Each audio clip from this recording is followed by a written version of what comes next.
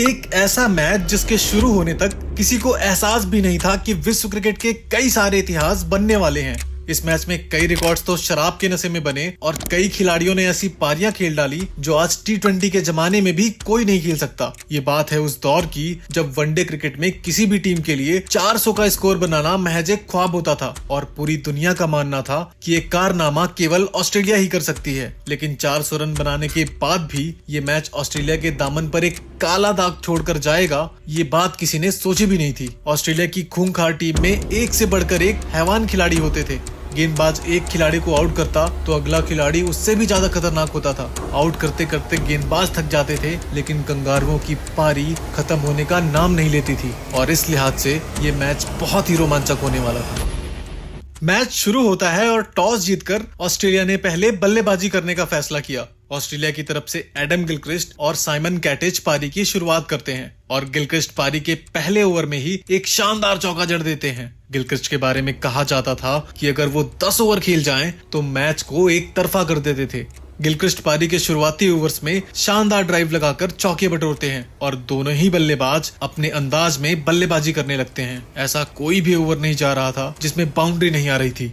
Adam Gilchrist Makhaya Antony की कुटाई कुछ इस तरह कर रहे थे जैसे वो कोई अफ्रीकी लेजेंड नहीं बल्कि किसी क्लब का मामूली सा बॉलर हो। और इसी बीच गिलक्रिस्ट अपनी हाफ सेंचुरी पूरी कर लेते हैं और इसके लिए उन्होंने केवल 35 गेंदों का सामना किया। इसके बाद भी बाउंड्रीज का सिलसिला जारी रहा और 15वें ओवर की पहली बॉल पर गिलक्रिस्ट ने इस पारी का पहला छक्का जड़ दिया और अगली ही बॉल पर गिलक्रिस्ट एक बड़ा शॉट खेलने के चक्कर में आउट हो गए। गिलक्रिस्ट ने अपनी तूफानी पारी में 55 रन बनाए और अफ्रीकी टीम का ये जश्न बता रहा था कि उन्होंने कितना बड़ा विकेट ले लिया था। हालांकि अफ्रीकी टीम को जरा सा भी एहसास नहीं था कि पवेलियन से रिकी पॉन्टिंग के रूप में एक सुनामी मैदान पर आ रही थी। ऑस्ट्रेलिया का स्कोर 15 ओवरों में 97 रनों पर एक विकेट था और साइमन कैटेज पॉन्टिंग के साथ मिलकर स्कोर को आगे बढ़ा रहे थे। इसी बीच साइमन कैटेज का भी अर्धशतक पूरा हो जाता है। इसके बाद तो मानो दोनों बल्लेबाजों के सर पर भूत सवार हो गया हो। दोनों बल्लेबाज अफ्रीकन गेंदबाजों की ऐसी पिटाई कर रहे थे मानो आज जरा सा भी रहम करने के मूड में ना हो और लगातार चौकों और छक्कों की बरसात कर रहे थे। इसी बीच रिकी पॉन्टिंग ने इसी छक्के के साथ अपनी 50 भी पूरी कर ली और इसके बाद तो रिकी पॉन्टिंग हर गेंद पर छक्कों में ही डील कर रहे थे। अब हर ओवर में लगभग 15 रन बन रहे थे। कैटिच और पॉन्टिंग के इस मार से पूरी अफ्रीकी टीम के कंधे गिर चुके थे। ऑस्ट्रेलिया ने 29 ओवरों में ही 200 रनों से ज्यादा कूट दिए थे और अभी मात्र एक विकेट ही गिरा था। थोड़ी देर बाद कैटिच 90 रन बनाकर आउट हो जाते हैं और इन दोनों के बीच एक शतकीय साझेदारी टूट जाती है। लेकिन आज पॉन्टिंग को इन सबसे कहाँ कुछ फर्क पड़ने वाला था। वो तो आज इतिहास बनाने के इरादे से मैदान पर उतरे थे। पॉन्टिंग लगातार चौके और छक्के लगाते रहे। दूसरी तरफ नए बल्लेबाज हसी तो मानो अफ्रीकन गेंदबाजों के साथ मजाक कर रहे हो। हसी ऐसे सहला सहला कर चौके मार रहे थे जैसे सिंगल लेना हो, लेकिन बॉल बाउंड्री के बाहर जा रही थी। इन दोनों के बीच 50 रनों की पार्टनरशिप मात्र 35 गेंदों में हो चुकी थी। अब पॉन्टिंग मात्र 70 गेंदों पर 99 रनों पर खेल रहे थे और आखिर में थक हार कर अफ्रीकी कप्तान ग्रेम स्मिथ खुद गेंदबाजी करने का फैसला करते हैं।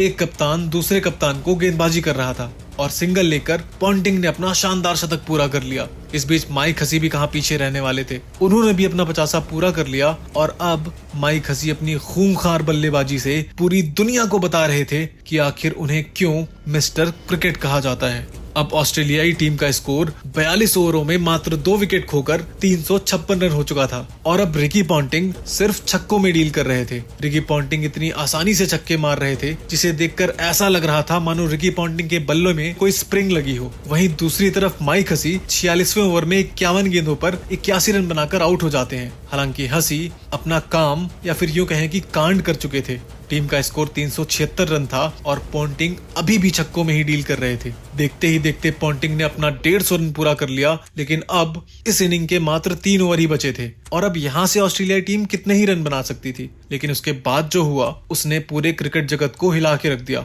रिकी पॉन्टिंग ने अफ्रीकन गेंदबाजों को मौत का मंजर दिखा दिया। साइमंड्स के इसी छक्के के साथ ऑस्ट्रेलिया का स्कोर 400 रनों के पार पहुंच जाता है। आज क्रिकेट का इतिहास भी ऑस्ट्रेलियाई टीम को सलाम कर रहा था। इसी बीच पॉन्टिंग 105 गेंदों पर 164 रन बनाकर आउट हो जाते हैं। वो आउट तो हो गए थे, लेकिन ये उनको भी पता था कि उनकी आज की पारी हमेशा हमेशा के लिए क्रिकेट जगत में अमर हो जाएगी। आखिर के 2 ओवरों में साइमंड्स ने अपना राक्षसों वाला रूप दिखाते हुए कुछ बड़े शॉट्स लगाए और टीम के स्कोर को 434 रनों तक पहुंचा दिया। आज से पहले ऑस्ट्रेलियाई टीम से 400 रन भी नहीं बने थे और इस टीम ने 434 रन बना दिए थे। आज इस टीम ने एक इतिहास रचा था और एक ऐसा इतिहास जो आज से पहले कभी नहीं बना था। ऐसा इतिहास जो कई दशकों तक टूटने वाला नहीं था। लेकिन ये कुदरत का करिश्मा ही था कि जो रिकॉर्ड दशकों तक नहीं टूट सकता था वो कैसे कुछ घंटों में ही टूट गया।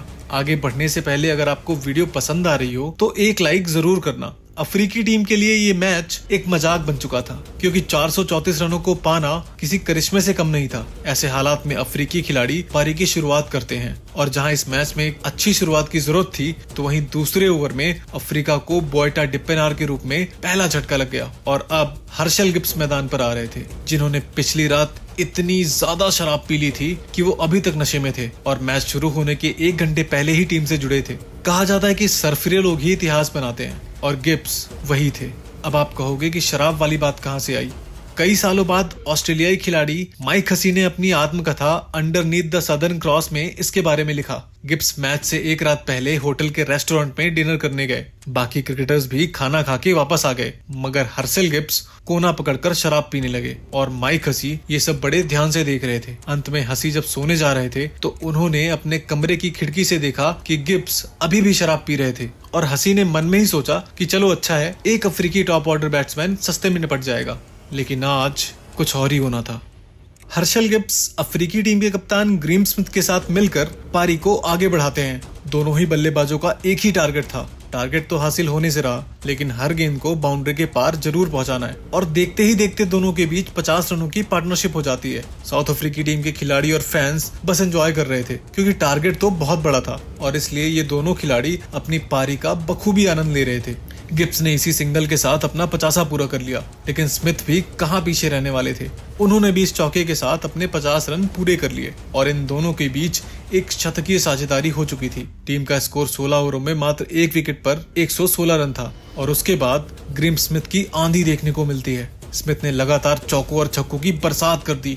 दूसरे छोर पर हर्षल गिब्स भी शॉट्स पे शॉट्स लगाए जा रहे थे, लेकिन उसी दौरान अफ्रीकी कप्तान ग्रीम स्मिथ 55 गेंदों पर 90 रनों की धुआंधार पारी खेलकर आउट हो जाते हैं। टीम का स्कोर 22 ओवरों में 2 विकेट पर 190 रन होता है और एक कप्तान की ऐसी बहादुर पारी देखकर बाकी खिलाड़ियों में भी कुछ कर गुजरने की उम्मीद जग जाती है।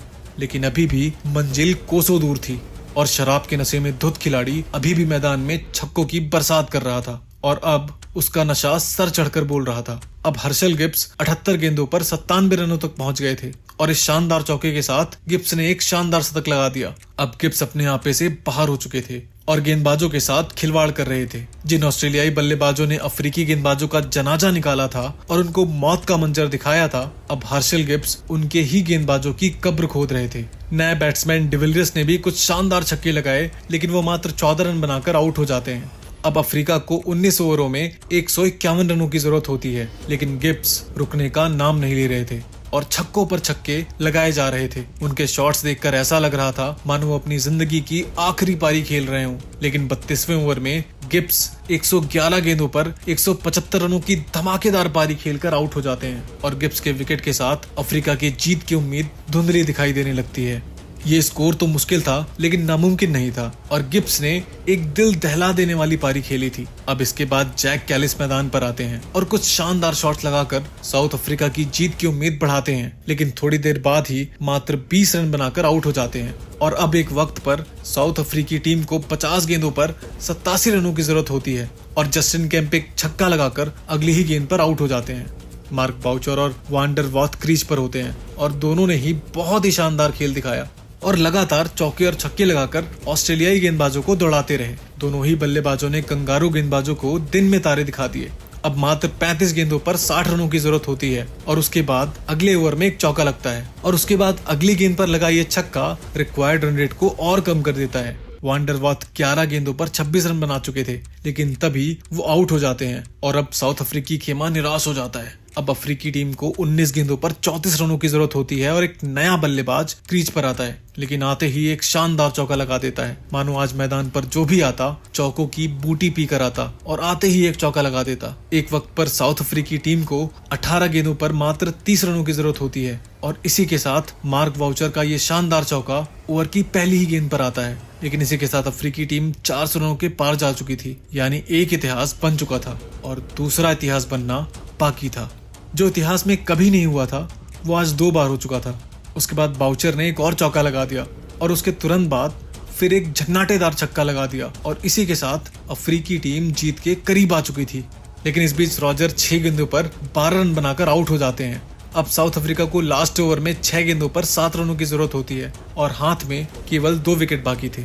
साउथ अफ्रीकी टीम इतिहास रचने को तैयार थी और पहली बॉल पर सिंगल आता है। ये मैच यहाँ तक जाएगा इसका अंदेशा किसी को भी नहीं था। जो सदियों में एक बार होता था वो आज हो रहा था और अगले ही गेंद को एंड्रो हॉल ने चौके के लिए भेज दिया। अब मानो साउथ अफ्रीकी टीम ये मैच जीत चुकी थी। साउथ अफ्रीका का खेमा खुशियां मना रहा था क्योंकि अब 4 गेंदों पर मात्र 2 रनों की जरूरत होती है। लेकिन ये मैच एक बार फिर से करवट बदलता है और एंड्रू हॉल आउट हो जाते हैं। अब इस मैच को जीतने के लिए ऑस्ट्रेलियाई टीम को मात्र 1 विकेट की जरूरत होती है और अफ्रीका को केवल 2 रनों की। हालांकि अगली गेंद पर सिंगल मिलता है और ये मैच टाई हो जाता है। लेकिन साउथ अफ्रीका के लिए अच्छी खबर ये थी कि मार्क बाउचर स्ट्राइक पर आ चुके थे और गेंद ब्रेट ली के हाथ में थी। ब्रेट ली ने 5वीं गेंद करी और उस गेंद को मार्क बाउचर ने चौके के लिए भेज दिया और इस तरह से साउथ अफ्रीका ये ऐतिहासिक मैच जीत जाता है। अफ्रीकी खिलाड़ी खुशी से पागल हो जाते हैं तो वहीं अफ्रीकी दर्शक इस जीत को देखकर रोने लगते हैं। ऑस्ट्रेलिया के 434 रनों के जवाब में अफ्रीकी टीम ने 438 रन बना दिए थे